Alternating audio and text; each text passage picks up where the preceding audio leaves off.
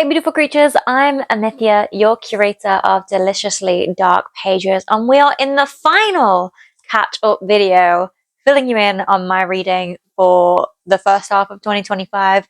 We are covering September and August. We are covering August and September this video. We've covered all the other months in previous videos, so feel free to go and check those out if you like the style of what I read. I tend to read dark romances exclusively, so always check your trigger warnings. And let's see what I've been reading. Oh my goodness, my heart has been ripped out by so many books over these 2 months. It's insane. Let me bring you along for the ride. So, first up, we have one of my favorite authors who I learned recently is having some issues with income. So if you also love them or if you're new to them, feel free to go and support their books. But let me tell you about the damn book. So we have one of my favorite authors, Lily White. I've been meaning to read a book of hers called The Danger You Know, which follows Adeline and Ari. Adeline is someone who is a deeply sensual, impulsive, risk-taking creature who seems to just always get herself into trouble in lots and lots of different ways, and is kind of lost in life and kind of buries herself and finds herself over and over again, but also struggles with a sleep condition, which means she feels very othered and almost lives like a double life because she finds that world more real sometimes than the waking world.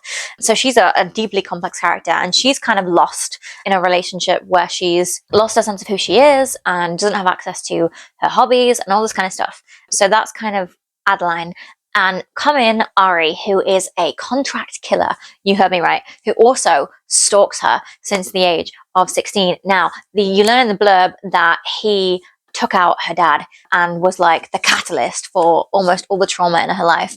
And this is their romance. Make it make sense. I assure you it actually does. It has some of my absolute favorite tropes in it, so I've been excited to read this for a year now, and I've just finally got around to it. I'm so happy about it because Adeline is like a reckless person who lives by kind of gothic music and photography and the sensual aspects of life and risk-taking and marches to the beat of her own drum in amazing fun ways, but it's a little lost in life and a little stuck in a relationship where she's slowly being groomed to not be herself, and we kind of see the damage of that and the reckoning of that when it's so harshly juxtaposed against who she is as a person. So if you've ever felt kind of lost and disconnected from who you are, this is a book to kind of soothe you in the dark romance way back into living in alignment with yourself in a way. And then we have Ari, who is like this really complex character because he's this like contract killer with like no remorse and stuff, and Adeline seems to be the exception. And as you're kind of drip fed bits and pieces through the book, because you've also got a background plot of her exes coming to harm her, stuff being revealed about Ari and who he is as a person, which makes you question, is he a safe person or not? We really don't know. And then you have like their relationship developing amidst like a stalker trope, an assassin trope, a light captive situation trope. And Lily White writes in such a way where she acknowledges the darkness in every single situation she writes, so nothing is glossed over. And I really appreciate that because it's something I find a little bit frustrating in the dark romance genre, is that either often heroines or heroes just seem to be going along for the ride, not really questioning anything, not really thinking critically, or the darkness is like glamorized or glossed over as either not having an impact or the impact being inconsequential when considered in terms of lust.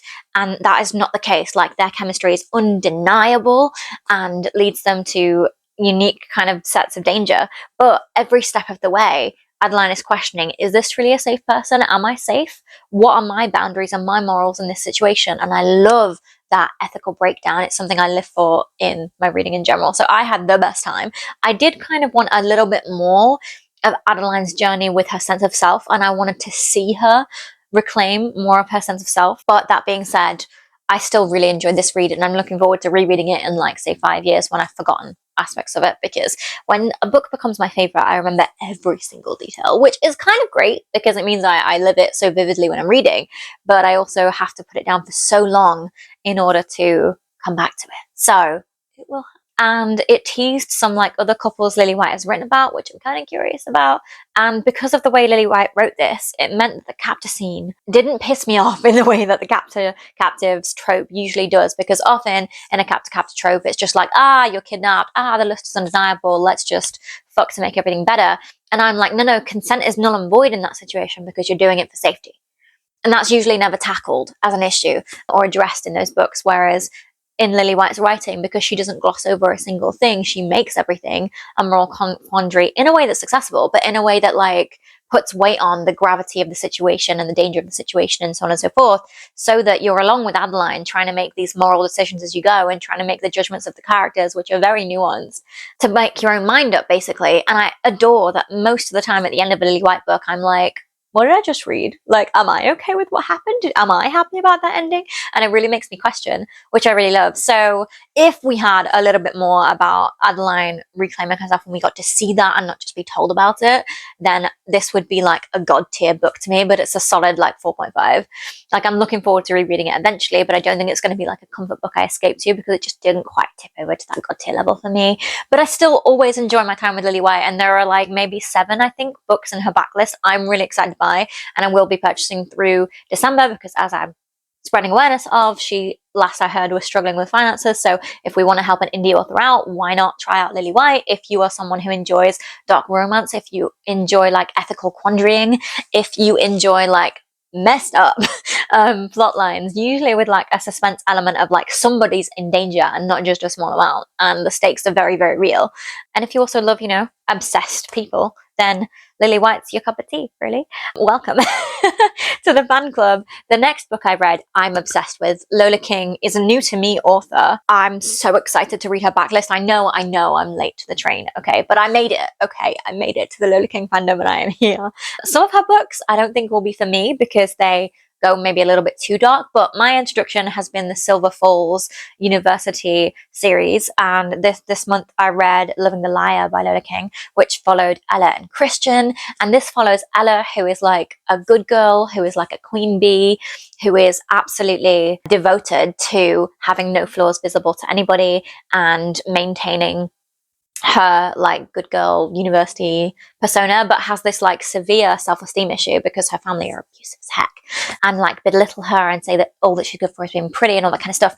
And then you've kind of got, so her trying to do her damnedest to make something of herself against this backdrop of like crime and corruption, and you kind of see her get embroiled into a secret society against her own wishes and used as a toy. In a sense, she does choose to go into that to alleviate a situation, but she also doesn't, because do you really have any choices when your safety's on the line? And then we have Christian, who is a rich guy who's also part of the secret society, and they've been obsessed with Ella as her ex. She's like, nope, I'm not going to be the girl on the side. And so Christian's like trying to win her back in 10,000 ways. And they end up in like a forced proximity situation because of the secret society that they both get embroiled in.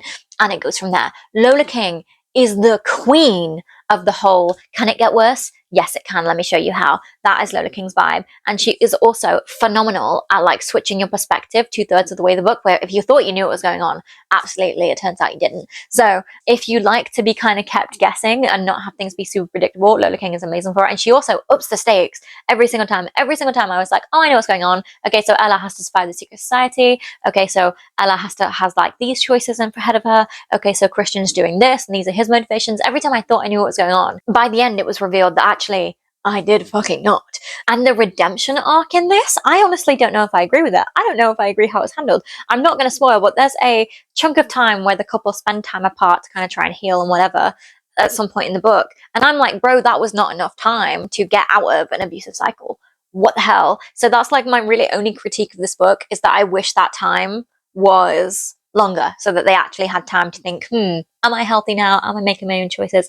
Instead of just falling into other patterns. But I absolutely adored. Oh, and I buried the lead. Loving the Liar has a daddy baby girl kink, which is one of my favorites to read, and it's done so freaking well. Like, one of the reasons I'm so excited about this book is because it showed Ella just wanting praise. Like, it's as simple as that. Like, often when daddy kinks are in books, it's from a standpoint of the main character is badass female who doesn't want to let her guard down for anyone and needs to prove herself to the world, but she'll be soft for this one person, right? Which is all well and good, but that's so saturated in the genre. This is one of the first daddy baby girl dynamics of BDSM where Ella just wants praise. She just wants praise. It's as simple as that. And yes, like, there's mental health representation in it, and you can see how it all feeds in, and everybody's very well developed, and that's awesome. But I just really appreciate seeing on page a daddy baby girl dynamic where she just wants praise. He just wants to care for her. That's the only simple thing about this book. But it's done so well. And again, this is now going to become a comfort read for me. A comfort read. And like, I feel like I'm going to have a different perspective on the reread because of what you find out at the end. Oh my god, I slowly came raising the stakes every time. And so I'm really excited to reread from that perspective and knowing like the background of what's going on and like seeing how I feel about the ethics at that point. So very, very excited to reread. Lola King has become a favourite author and we'll see how far I get into her backlog. Lastly, because I didn't read too much in August because the books I was reading were thick because I finished the Corpse Roads J Rose try again. I finished the Saber Security J Rose trilogy with Harlow and her guys, and those are such thick books, like worth it if you enjoy it, but such thick books. And then The Danger You Know I got so deeply engrossed in that I needed to put books down for a hot minute and like ground in the physical world. And then Loving the Liar I devoured so quick. Honestly, I'm absolutely a Lola King fan and I'm so happy to be here. And then came KB Rose's newest release as of recording this video on the 7th of October, Did They Break You, which is a tome. It's a tome. I don't have it with me right now, else I would show you. You know what, hold.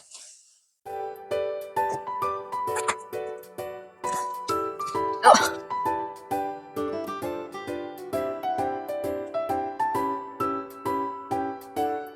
Okay, did we hold? Are we back?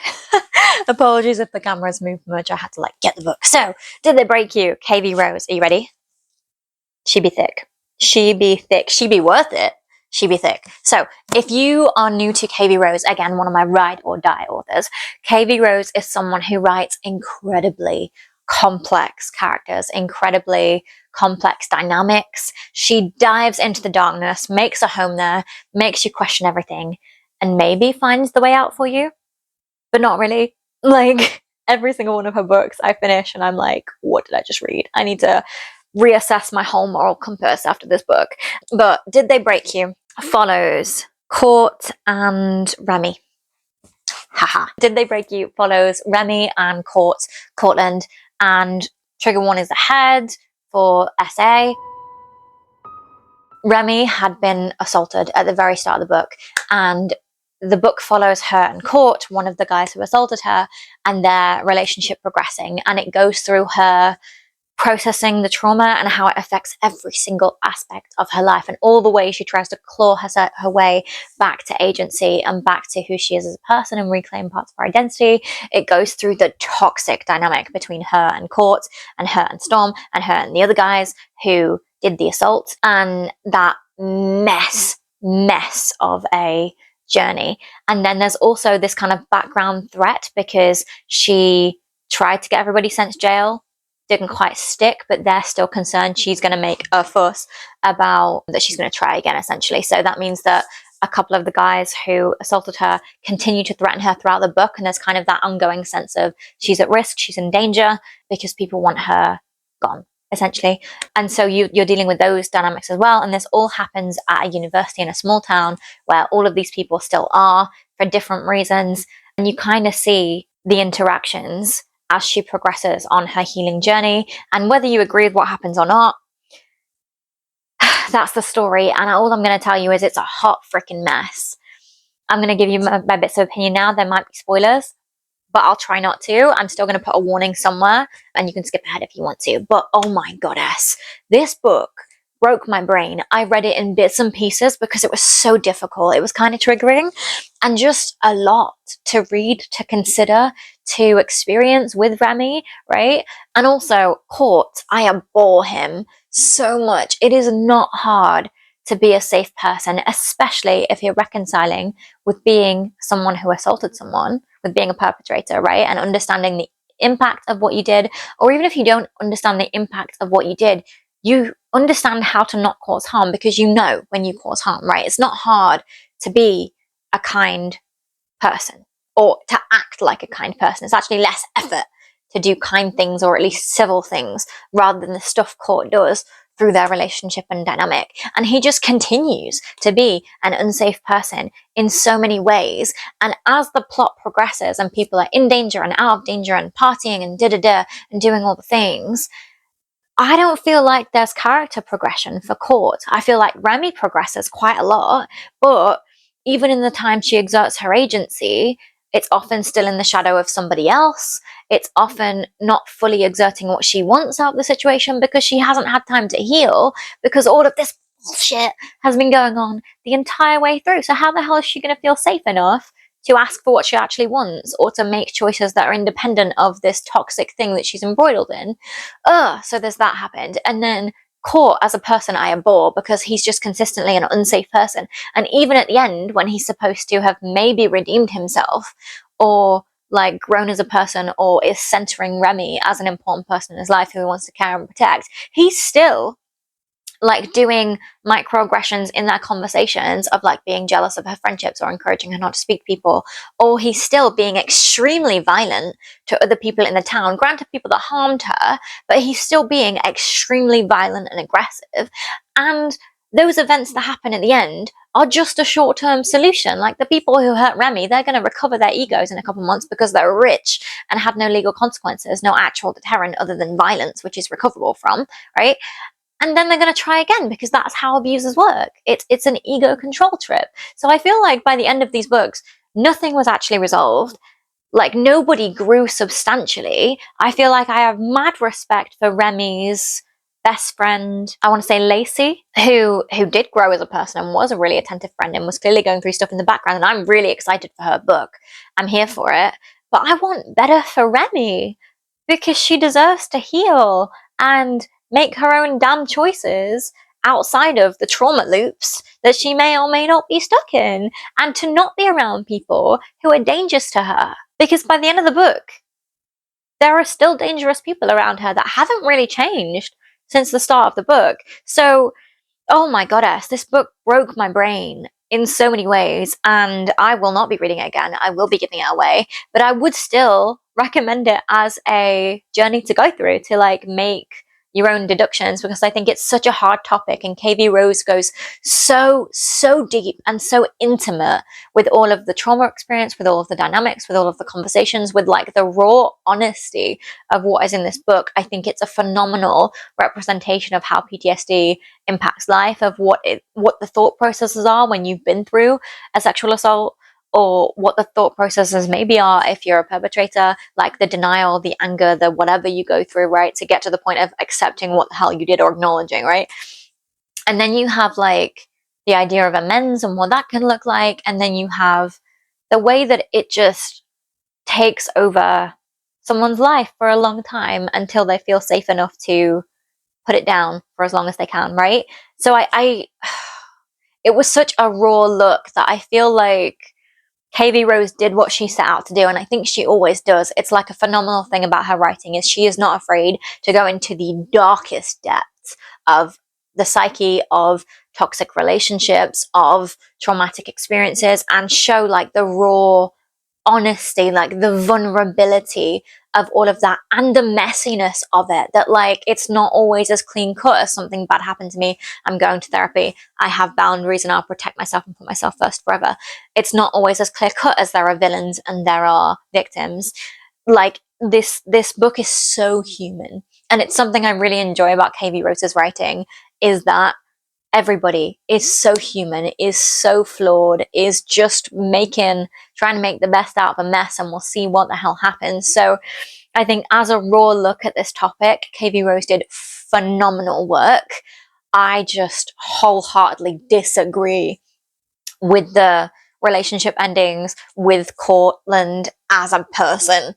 Wholeheartedly disagree. I'm so curious about Storm. I'm really glad he's getting a book, and I think if her best friend is called Lacey, I'm really excited to see how she develops, because it was alluded to that she'd gone through some crapola in the background, and I really love how she showed up for Remy in lots of different ways. So I'd recommend it, but just be aware of what you're reading. Maybe have something fluffy on the side and take breaks when you need. Like it took me a couple weeks to read this book because I picked it up, read a couple chapters, put it down.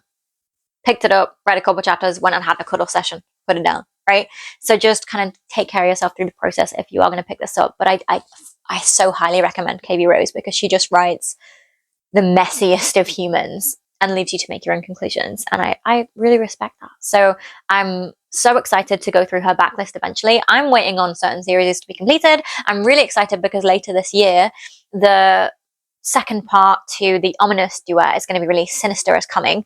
And I adore, I've spoken before about how Ominous is a ride or die duology to me. Like, Eden's whole experiences are just a diary page of mine. Like, she experiences mental health. Her and Eli go through an obsessive relationship. He's like a fucking diagnosed sociopath. And you kind of, again, have that like thriller aspect of, is she safe with him?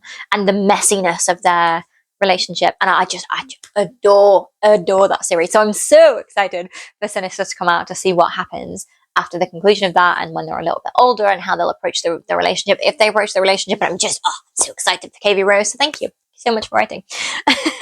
Okay, so that was August. We did it. Woo! And I'm touched by every single thing I read. So we're doing something right.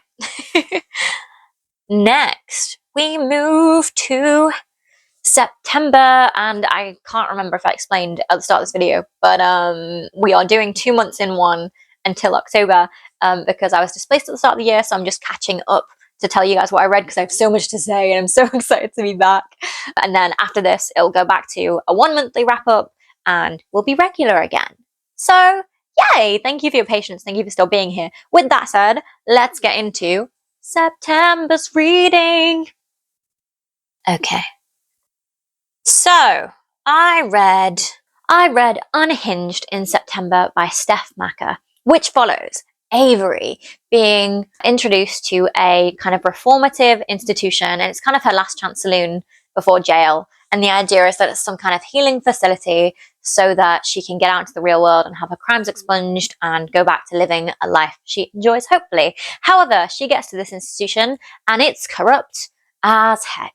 We're figuring out how it works with her, and she kind of gets introduced to a couple of different guys who she starts connections with ish, for some of them, whilst she's muddling along, making blunders, making enemies, and trying to survive this institution where she's not feeling like they can protect her from a damn thing.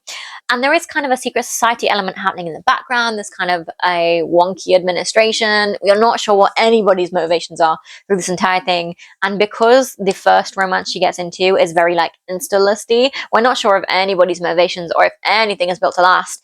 And that's like the feeling of the whole book, I would say, of Unhinged, is anything built to last? Do we really know anything by the end of book one? And that's kind of my main critique of it. Like, by the end of the book, I felt like not much just happened. A lot had begun, but not much had happened.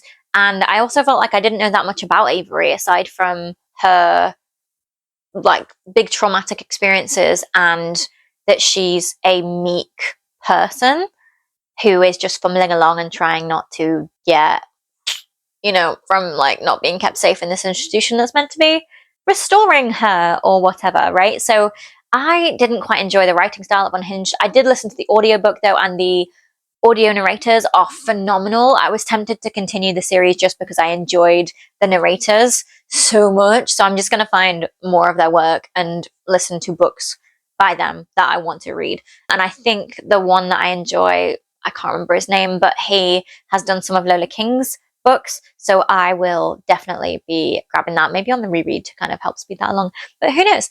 So I'm not going to label the point with Unhinged because I'm not continuing the series, but if you want something that's kind of easy to read, secret society-esque romances, like polyamorous kind of, I think eventually, romances in an institution type setting, go have a great time. It's easy to read dark romance. I think it's a pretty good introduction to dark romance, to be fair, because it's not that dark in my humble opinion. So good place to start if you wish to. Next, I'm reading Magic Lessons by Alice Hoffman. We're gonna try that again.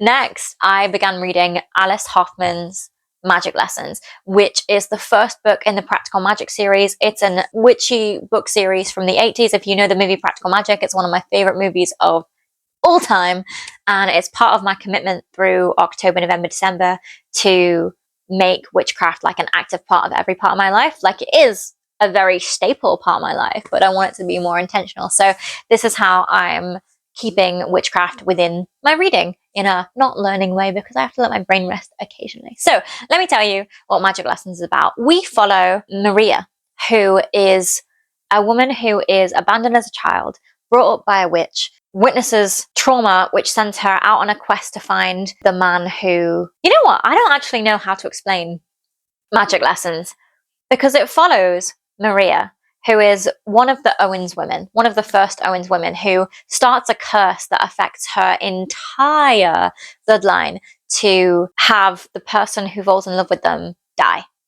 And that happens because there's a series of very traumatic events happening that lead her to almost being killed. And so she utters that curse in utter heartbreak due to the events that transpire. And it's kind of a historical fiction vibe. It does have a lot of accurate witchcraft remedies, especially old remedies from like the 1600s. And it's new for me because I don't really read historical stuff. I kind of get bored with it. But I don't with Alice Hoffman. Her writing style somehow remains whimsical, even as she's teaching witchcraft remedies and telling stories of these traumatic events happening to the women. And Magic Lessons is really a story of women, of different witches, moving through different stages of their lives as their stories interweave, and how we survive a society that wants to kill us for being powerful, for being witches, for being in love, for daring to be treated with respect. And it really looks at that historical aspect and where those motivations come from, like the societal religious aspect of control, or men just being misogynistic pieces of shit, or women being led astray by their own intentions, you know, aiming for strength but becoming villains maybe. So it goes through so much. I really struggle to explain. But if you love witchcraft, if you're interested in historical accounts of witches, if you want to learn some real remedies while reading, if you want to follow how the Owens family are shaped by love, this is the first book in that series, and you'll see the rest of them pop up hopefully through the next couple of months. Okay, next I read Magnolia Park's The Long Way Home. I think it's just called The Long Way Home. No, that's right. Never mind. Okay, next I read The Long Way Home, Magnolia Park series, the third book, I believe. And for me, the Magnolia Park series is one that I read to turn my brain off, right? It follows like the UK aristocracy, essentially, Magnolia and BJ. Their books are super popular right now and have been for like the last year, I think. But Magnolia is somebody who has a very obsessive personality, is incredibly into fashion, is somehow seen as like kind of vulnerable and kind of has a trail of broken hearts across the aristocracy, really. She's very lost because she adores BJ with every fiber of her being, but she refuses to be broken by him again. If you know the previous book, you're aware of all of the missteps that happen in their relationship, and now we begin in The Long Way Home with her trying to find herself and trying to decide what she wants for herself in the world. And it's kind of Magnolia and BJ's coming together and actually facing everything that got them to this point. Now, bear in mind, in the first book, you're not really told too much about their past. We're just thrust into the mess that is them. In Magnolia Park's The Long Way Home, we learn a lot about their past. We learn a lot about what formed them and the way they are. We learn a lot about their interactions. We see them go back and forth and hurt each other in new ways. We see them grow, and that is beautiful. And this book, to say it's one that makes my brain shut off with the way it's written, it got me. Like, it made me pause and get tearful at moments, and that's impressive. With books, I don't tend to cry easily, so I enjoyed it for what it does for me. Like, for me, the writing is really simple, and it's not quite poetic, but it's heartfelt, I would say. For me, something poetic is more like Nicole Fiorina or The Exorcism of Fairies, or something along those lines. Like, for me, poetic is a bit more literary and usually gothic, right? This was not quite poetic for me, but it felt vulnerable and it felt genuine, which is really ironic given how much Magnolia and BJ lie to each other. But it made me pause, you know, making sense of their story made me feel for them more, because in their first book, I wasn't really fussed. I was like, I just want to get to Daisy's story because I adore Daisy. But in this book, I actually felt for Magnolia and BJ for the first time. So props to Jessa Hastings' writing development and character growth. And I had a good time. So I'm really looking forward to the next time I need to switch my brain off from complex, critical, soothe my soul kind of books to looking at the UK aristocracy and having a good time. So hopefully the series is complete. I think it is. I know for me the next book is a Daisy Hates one, so very much looking forward to that when I eventually get to it. But it's definitely like the peak of a mood read for me because I just get to read something simple and switch my brain off.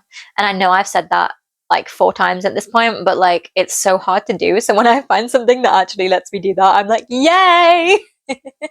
So I'm excited to get back to the series. And that has been, let me double check. Yeah, that has been my September. We did it. Honestly, I can't believe I found so many books that like got to my heart and like challenged me as a person and reaffirmed some of my favorite authors. Shout out to KV Rose and Lily White, and introduced me to some new ones like Lola King and perhaps Alice Hoffman. I'm not quite sure if she's somebody I'll be able to reread because I do struggle with like historical fiction-y stuff. But I love the way she writes. It's so very whimsical. Like if you've watched Practical Magic, the opening lines in that give a very like whimsical touch.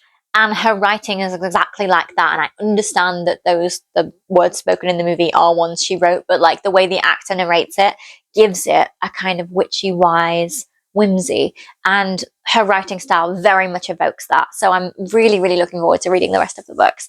And by the time I get to the end of the series, we'll see if it becomes a comfort series I'm really attached to or one that I'm just really glad I got to, which is how I feel at the moment. So it's been a wild few months using lots of critical thinking skills, getting my heart trodden on and stomped out and confused, getting my moral compass reconfigurated and recollected. And I'm having such a good time with reading intentionally. Like, I don't like to waste my time anyway. Time is short and I hate to be bored, right? But with all of these books, I've listened to the mood I'm in. I've listened to my energy levels. I've been able to read a lot of different genres to say that I usually exclusively read dark romance. Like we've had some contemporary, we've had some historical, we've had some thriller-ish with like Lola King and Lily White. So I feel like there's actually been quite a lot of variety. So it's been quite a productive, successful, satisfying few months of reading. And now we are all caught up. So if you have not seen the other videos, there are like I think two or three before this one, which have 2 months worth of reading summarized. And then from this point forward, there'll be the October, what do we call it? Wrap up. Haha. From this point forward, there'll be the October wrap up coming towards the end of the month.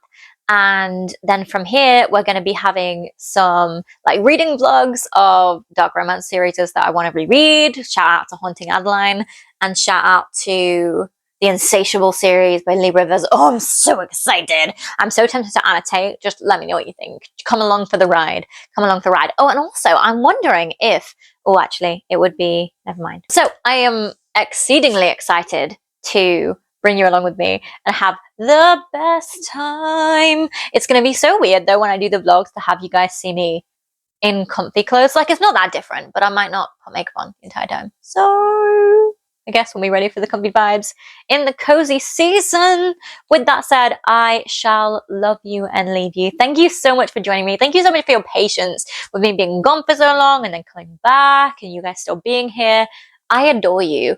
Thank you for being here. And hey, if any books have ripped your heart out or reconfigured your moral compass, pop them below because I adore like gothic, morally questionable books that just make you question your sanity and your morals. So any recs, pop them below because we are going into a new year with, I'm sure, lots of books to enjoy and be enticed by. So I look forward to hearing from you. For right now though, I will catch you next time. Sweet dreams.